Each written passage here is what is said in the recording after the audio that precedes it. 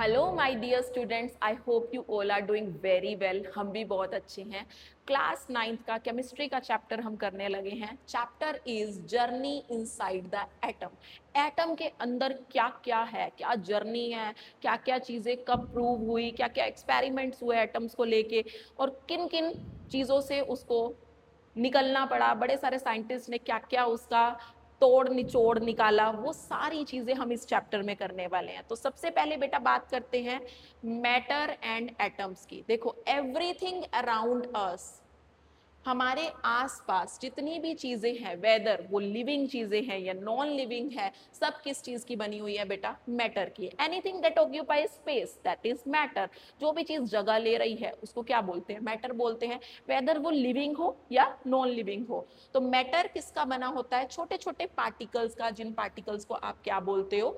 Atoms बोलते हो। और ये एटम बहुत ही स्मॉल होते हैं, दीज आर एक्सट्रीमली स्मॉल, और आप इनको नेकेड आई से नहीं देख सकते हैं। They are not visible from the naked eye. Scientist ने बड़े लंबे टाइम से, हमारे जो साइंटिस्ट थे वो बहुत क्यूरियस रहे हैं ये जानने के लिए कि क्या एटम सच में इनडिविजिबल हैं, लाइक फर्दर डिवाइड नहीं होते।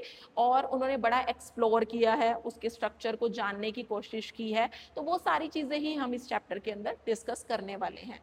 तो सबसे पहले है early ideas of atomic theory. Early ideas में देखो, हमारे एंशियंट थिंकर्स जो थे, पुराने जो थिंकर्स थे, that is Acharya Kannada, India से थे ये। इन्होंने सजेस्ट किया कि जो मैटर होता है वो इनडिविजिबल पार्टिकल का बना होता है, जो फर्दर डिवाइड नहीं होता। और इन पार्टिकल्स को आप क्या बोलते हो? परमाणु बोलते हो।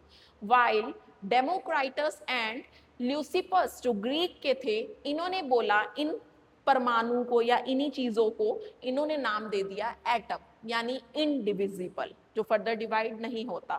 However, these ideas were philosophical and not based on experiments. Experiments पे ये आइडियाज बेस्ड नहीं थे, तो इसलिए बाद में और भी सर्चेज हुई, और भी हमारे साइंटिस्ट आए जिन्होंने अपनी सारी आइडियाज दिए और अपनी कहानियां बताई। तो वो हम नेक्स्ट पार्ट के अंदर डिस्कस करेंगे। आई होप स्टूडेंट्स आपको ये पार्ट क्लियर हो गया होगा।